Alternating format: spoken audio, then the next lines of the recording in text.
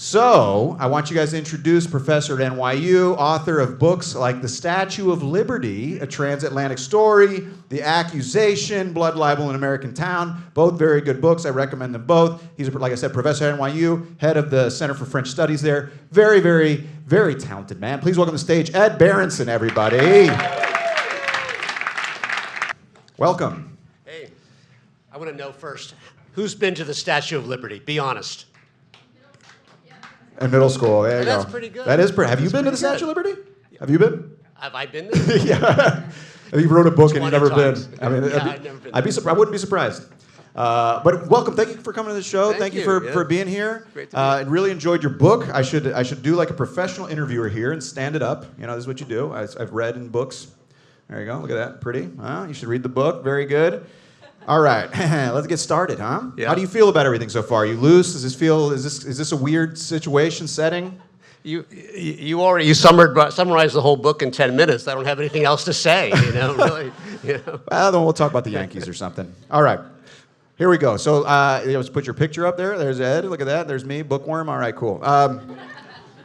Here we go. So let's get started. So you saw the lecture, obviously. We talked about the facts. We talked about its history, you know, Bartholdi. We talked about La Bouillet. We talked about Pulitzer, Emma Lazarus. But why do you think the Statue of Liberty is important? Why do you think it's important? Because so many people around the world don't actually have liberty, you know. And when you go to the Statue of Liberty, you hear dozens of different languages. And I think one of the reasons why there are replicas of the Statue of Liberty all over the place is because people understand how important liberty is, and when you don't have it, you understand it that much more. And so I think when people come to New York and they go to the Statue of Liberty, that's what they're looking for. Yeah, I mean, it's arguable that we have it completely here, even. Yeah, well, that's another story. Yeah, that's a whole other thing. Yeah. Yeah, no, I think that's right. I think that it is interesting the impact it has, and it's stayed, it's held, it's been maintained over so much time.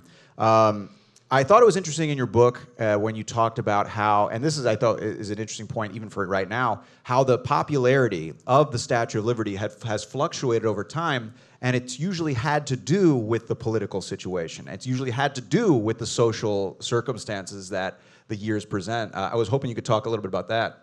Yeah, so one thing that's not all that well known is that the first meaning of the Statue of Liberty was actually to commemorate the abolition of slavery in the United States. And so the first models of the Statue of Liberty, instead of the tablet, there's a broken chain in her hand. And so this is 1870. It's only 5 years after the end of the Civil War. But by the time the Statue of Liberty goes up in 1886, the chain is no longer in her hand. It's barely visible under her foot.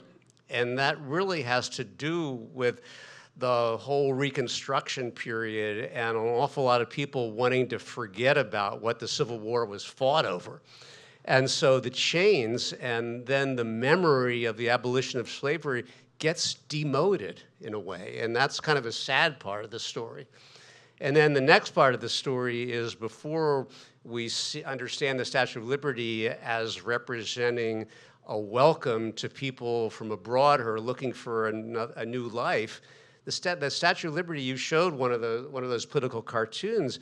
It's really about the Statue of Liberty being horrified that the riffraff from Europe is being dumped at her feet.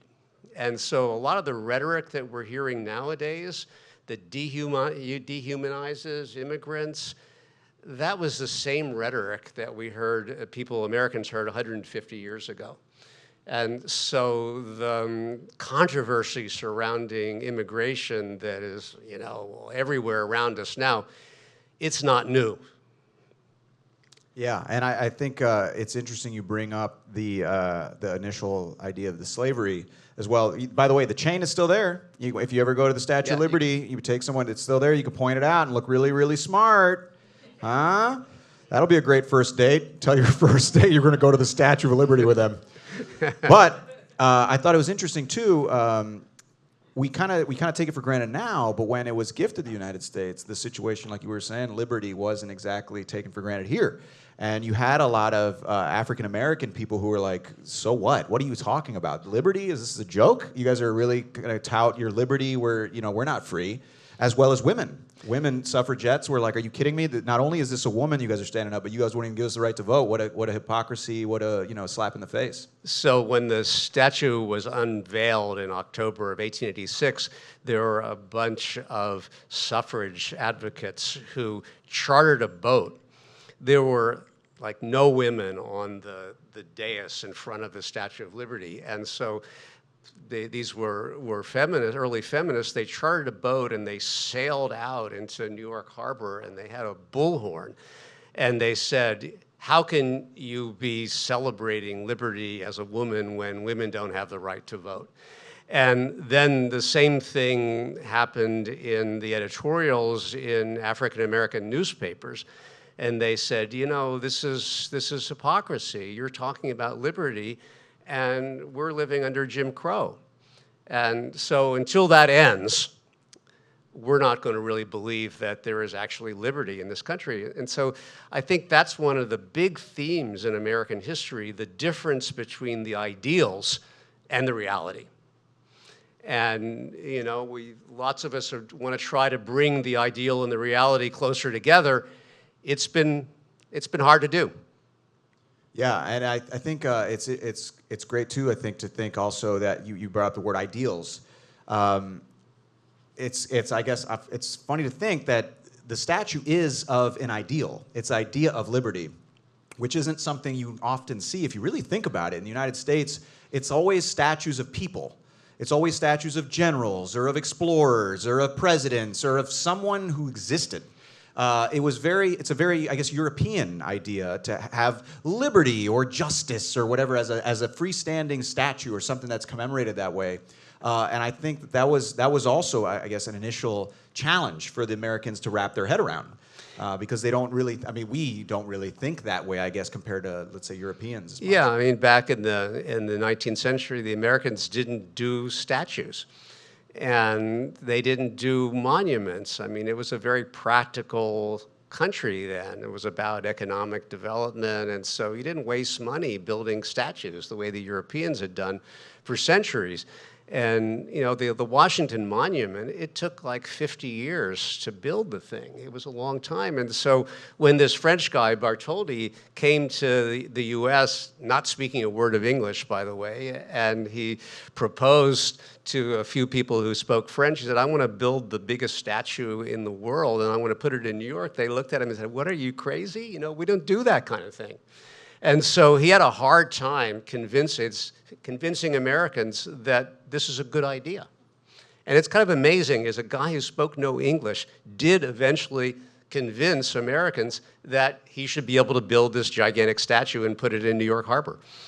Yeah, and I thought it was funny, too, how he went about. He really used every tool at his disposal. I thought it was interesting how, this is another thing you guys may not know, they pitted New York against other cities.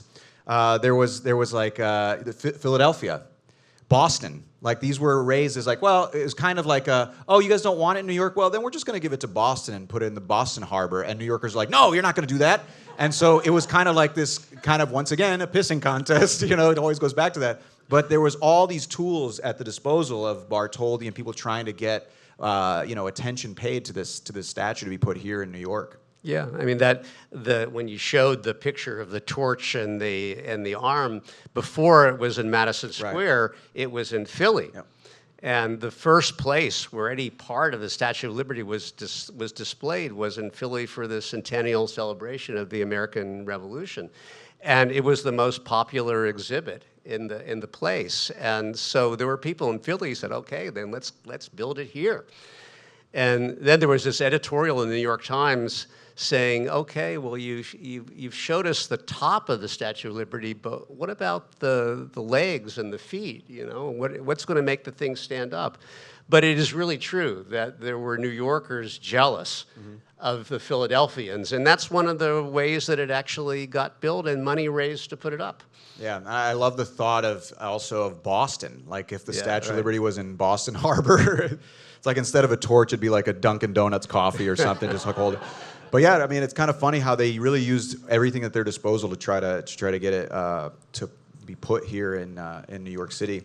I did think too with the book. One of the things I thought was really fascinating is that it is really this like team effort, and it is more of a public monument than we think. I mean, you ask anybody, the people who even know this would say it's a gift from the French, assuming that the government had a huge part in it or whatever, but it really wasn't. And then on top of it, the pedestal itself wasn't a gift from the United States government. It was also pretty public. And I think that gives it a much different meaning to me, at least, when you think about the statues. Like, no, the people did that. The people stood up for liberty. The people created this monument and testament to liberty. I was hoping you could talk about that a little bit. Yeah, so that's really an important part, and you said it in your 10-minute great sketch. Oh, yeah, thank you. And that is that the governments had nothing to do with it. And it really was, the Statue of Liberty was a gift of the French people to the American people. And in fact, you showed the slide of the Statue of Liberty standing in Paris. Well, it stood there for 2 years while the Americans were having trouble building a pedestal. And so there were all these cartoons of the statue standing in the water, freezing to death because she doesn't have a pedestal to stand on. And when they actually dismantled the statue in Paris to pack it up and send it to the U.S., there were a lot of French people who said, no, we paid for this thing, we want to keep it. So imagine, the Statue of Liberty would have been in Paris standing right next to the Eiffel Tower. That would have been a strange thing. Yeah. Yeah, that would have been one more reason for the Parisians to hate the Americans. Get away from our statue. I thought also it was interesting, too, to think of the culture clash as well. Like Bartholdi, you said, came over here not speaking any English, trying to raise interest and money and just like, come on, please, please. But his thoughts on American culture. There was a funny quote where he said, American character is largely closed to the realm of imagination, which I think is funny because over in Europe they think Americans are all bottom line, hurry, rush, money, everything has to be quantified, and there is no imagination and liberty and abstract and ability to think and imagine.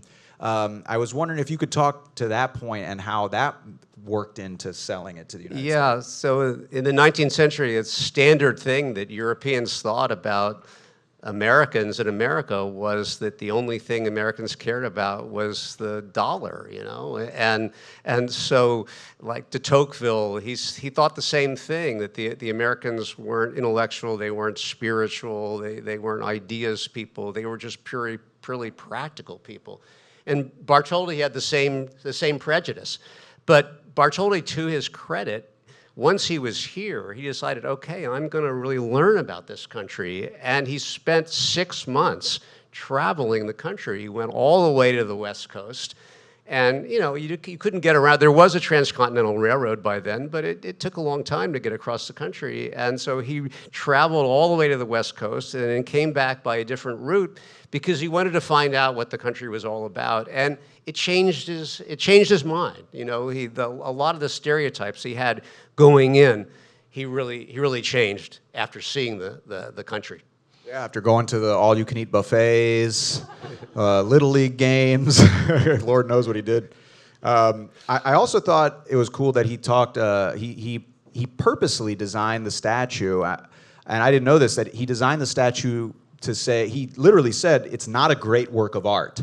He made it with the intent to make it kind of this, I want to say kitschy, but he wanted to make it this kind of like simple idea that would last, that would kind of transcend time. That was the whole purpose. He wasn't going to make it some modern thing or whatever that would ebb and flow with taste. He wanted to make it a timeless kind of thing, despite it not being his liking, I guess. Yeah, he made it to be a generic piece so that people could impose their own meanings on it.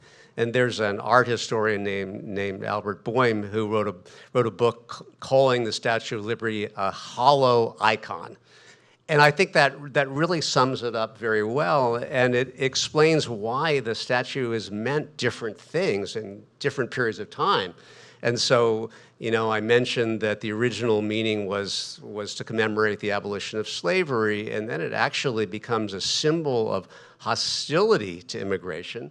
Then it becomes a symbol of welcome to immigrants coming in, and then it becomes, again, a general symbol of liberty. Around the Second World War, when you have fascism taking over all over Europe, the Statue of Liberty then symbolizes resistance to those kinds of ideologies. And then in 9/11, the Statue of Liberty really comes to represent the resilience of New York in the face of the terrorist attacks that we suffered back then. Yeah, and people's embrace of it also opened up and closed depending on those same circles. So, for example, was it 1924 when they implemented quotas on immigration, basically shutting the doors to Europe for immigration after it had been flowing in so freely before. It actually loosened people's ideas of the Statue of Liberty. They embraced it more. And we're like, oh yeah, liberty, we're so open, everything, now that there's no one coming in. Yeah. I thought that was kind of ironic and funny. Yeah, that's one of the great ironies, Yeah. is that people started celebrating immigration once immigration had been cut off. Yeah, it's not really too, some things never change, huh? Some things never change. And it's interesting with this story, we were talking about how the meanings change. Different meanings are applied even in recent times. I mean, I remember, not to bring up this guy's name, but you guys know who Stephen Miller is. Do you remember when Stephen Miller was talking about the Statue of Liberty and he thought he really had this is years ago, he thought he had a real gotcha, aha moment. And he was like, well, the Statue of Liberty initially was gifted to the United States to be the United States giving liberty to the rest of the world, not for immigrants. And it was interesting because he's technically not wrong. Yeah. But he kind of misses the whole point on what any art is or what the meaning of art, how it gets that meaning and everything like that. Yeah, and so he's right.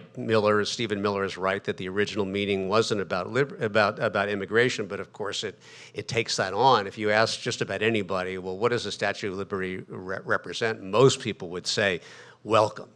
From the Emma Lazarus poem. Give me your tired, your poor, your huddled masses, and all that. And so Stephen Miller kind of understood that there's a lot of positive feelings about the Statue of Liberty, and he's a guy who's very hostile to immigration, and so he wanted to try to change the meaning, to divert the meaning of the Statue of Liberty away from immigration, because that was the point he wanted to make. Yeah, you got to remember that's art, man. The artists can only put their intent into the piece, and then after that, it's kind of like free for all. It's out in the world. Yeah. Well, speaking of that, I think one of the things that in the recent years too that has kind of come about is this idea of reevaluating monuments and reevaluating statues and what we I guess commemorate in the country, in public spaces. I was wondering if you could talk to that because I think it is very important what we have and what we put in the public, and I think just like anything else, what we hold up and what we esteem, literally what we put up, it changes with knowledge, with changing times. Yeah, you put that up there too. Yeah, he's like, I don't like this, but yeah, I was hoping you could talk about that.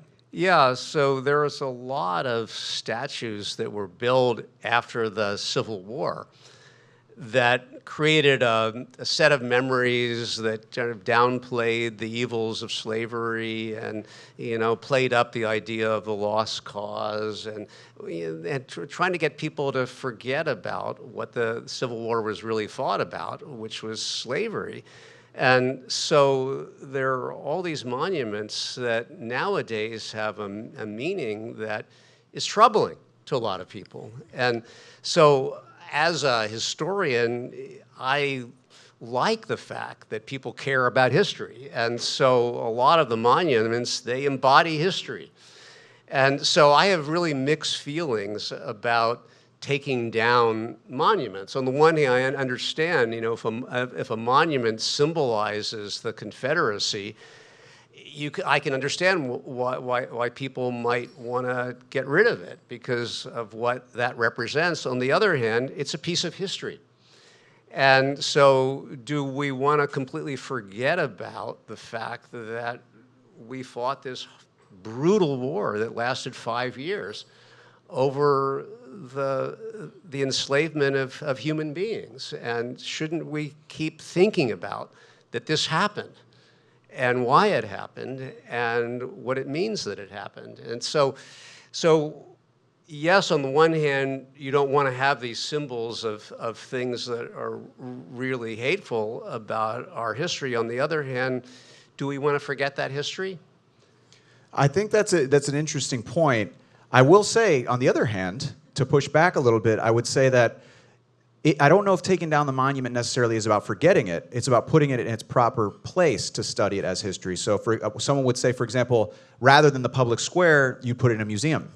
It's not about forgetting it, it's about putting it into context, right? Yeah, and so if it's in a public place, it has a certain meaning. If you put it in museum, then it's clear that it's from the past, right. and it's a different context. Yeah. But there are a lot of people who just say, no, we want to just get rid of this altogether. And again, I have sort of mixed feelings about that. You know, a monument is like a primary source. Mm-hmm. You know, it is a piece of history, and so it's complicated. And then there's the statue of Columbus in Columbus Circle, right? And so a number of years ago, not that long ago, really, there's a group of people who wanted to take it down. And so de Blasio was mayor at that point, and he created a commission to look into this. And it turned out that this statue of Columbus was commissioned by Italian Americans to commemorate the lynching of 6 Italian Americans because people were hostile to immigration from Italy. And so this commission found out that it wasn't actually about the deaths of millions of native people. It was actually to commemorate an injustice against Italian Americans. And so the commission decided that for that reason, that statue of Columbus ought to stay. So, history is complicated. Yeah, it is. It is complicated. By the way, who's Christopher Columbus? I think that is an interesting an example, because he has been in the news a lot, and people have kind of been defending him, tooth and nail, and defending and it is. I could see how. How it could be, it is tough. But then again, that's history too. When things change, there's resistance to change, it gets hashed out in public, and you have pushback, and who knows where it ends up. But it is, I guess, tumultuous, I guess. Yeah. I mean, if you think about Columbus in this wider context, when the Europeans first came to the New World, they brought with them all these diseases.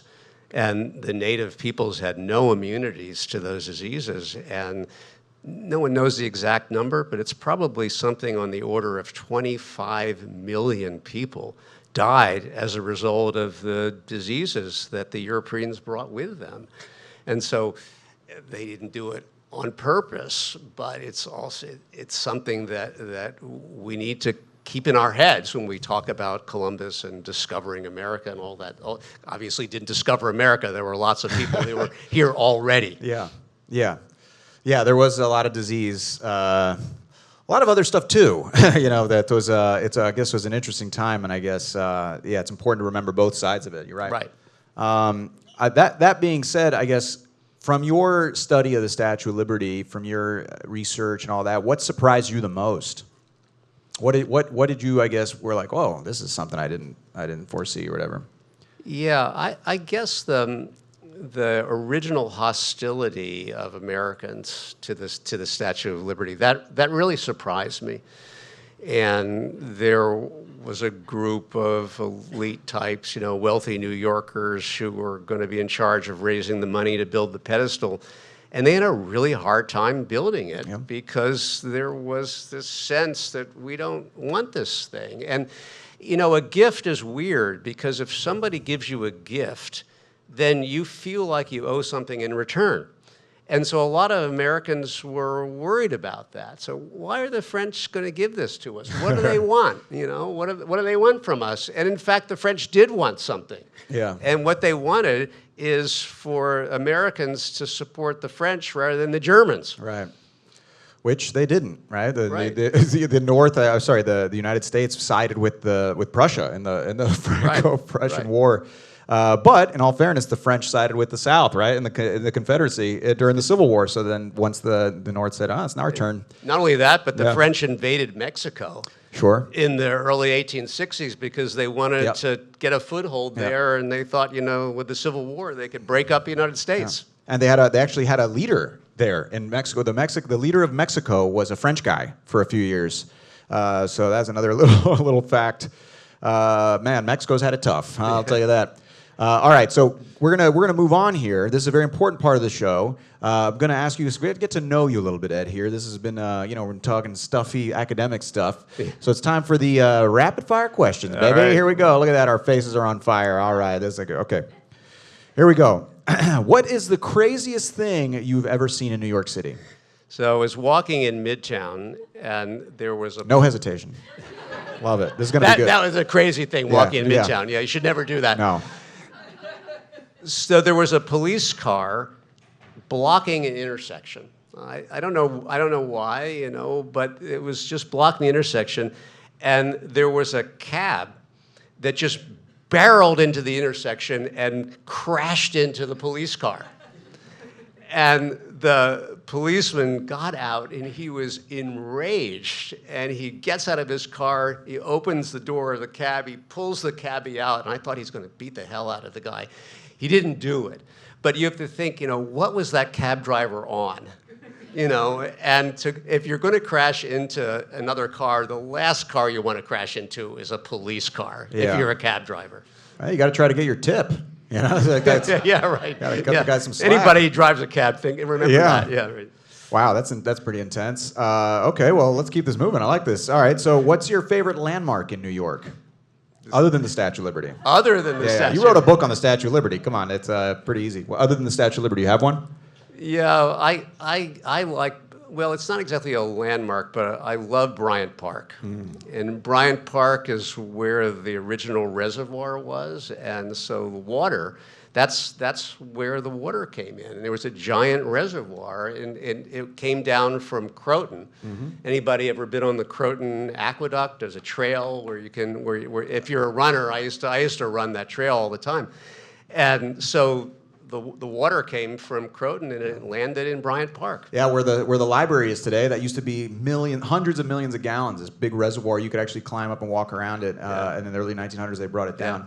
Yeah, that's a good answer. Bryant Park. I haven't gotten that one before. Also, one of the best public bathrooms in the city. Yeah. Not for nothing. Very clean. They keep it clean. All right, let's keep it moving. Here we go. What is your earliest childhood memory? So this will really date me. So it was a car accident. Oh, okay. I was three and a half, and my little brother was a baby. And this was before car seats and seat belts. And so my little brother is on my mother's lap. And so we're either coming or going from my grandparents' house in Philly. And so it's one of those streets where on one side it's one way and the other side is another way. And this guy turns in and crashes head on into us.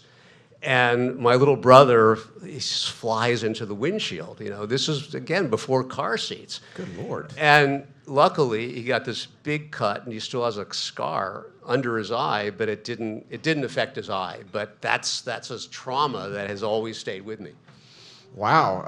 Well, sorry for bringing that back. Yeah, up. right. I know. I wish I had been a more positive memory, but You're like, thanks. I'm not going to sleep tonight. Appreciate it. Wow, that's intense, man. That's in Philly. You were raised in Philly? Oh, look at that. I was born in Philly myself. I was actually born in New York, but my mom was from Philly. Oh, okay, nice. Yeah. All right, well, let's keep it moving here. Let's try to not ask about car accidents. Yeah. Here we go. If you could sit in the park and just chat with anybody, ever, any in history, who would it be? So it would be Bobby Kennedy, and I would want to ask him, what the hell happened to your son? Robert F. Kennedy Jr., really, I'd want to know.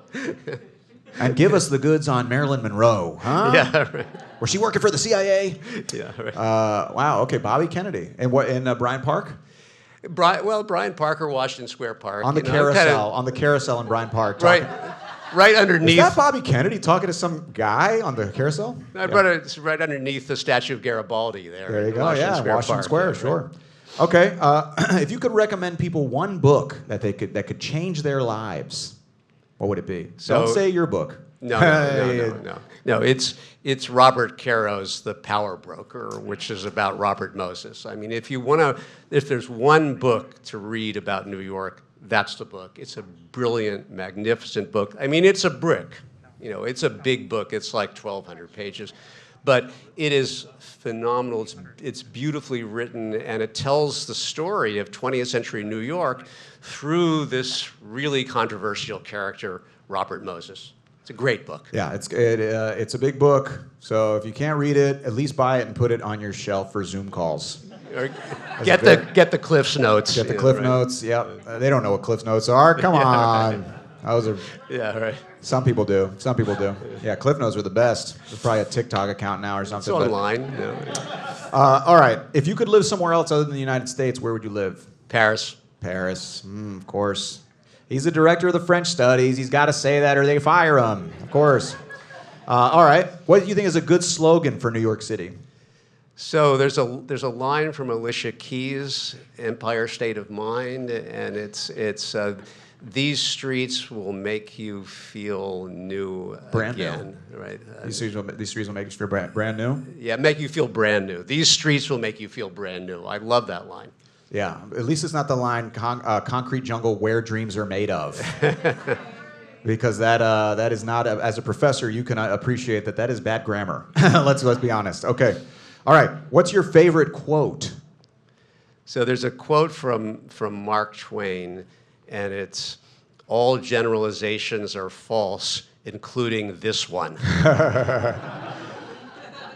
Nice. You just got punked, everybody, huh? That's right. Wrap your head around that. You gotta love the irony of that quote. Yeah. All right, and one more question. A couple more questions. What's your favorite song of all time? Well, we're going to stay on a New York theme, so it's "Take the A Train," which is Duke Ellington, and the story behind that is that Duke Ellington hired a composer named Billy Strayhorn, who was from Pittsburgh. And so Strayhorn says, "Well, how do you get to your house in Harlem?" And Duke Ellington says, "Take the A train."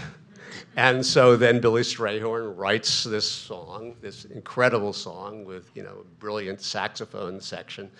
And it's became one of the great jazz standards. I think he wrote it in like 1939. Oh, nice. So you basically just a total cop-out for the title. He's like, cool, I'll just use that as a title. Yeah, take the A train. Yeah. I love that. It reminds me of the Milton Glaser, the I Love New York, how he said he sketched it in the taxi on the way to the presentation. Yeah, right. He sketched the I Love New York on a napkin on the way there. Yeah. Well, it goes to show you guys, don't ever put effort into anything if you want to be remembered for the rest of time. Just don't put effort into anything, ever. All right, well, I got one more question, and then we'll wrap it up at this conversation. This is a very important question, Ed. Will you be my friend? Oh, absolutely, yeah. Yeah, we did it. One more friend. Chalk it up.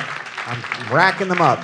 Well, Ed, thank you so much for coming out. This was really great. Guys, give a round of applause to Ed Berenson.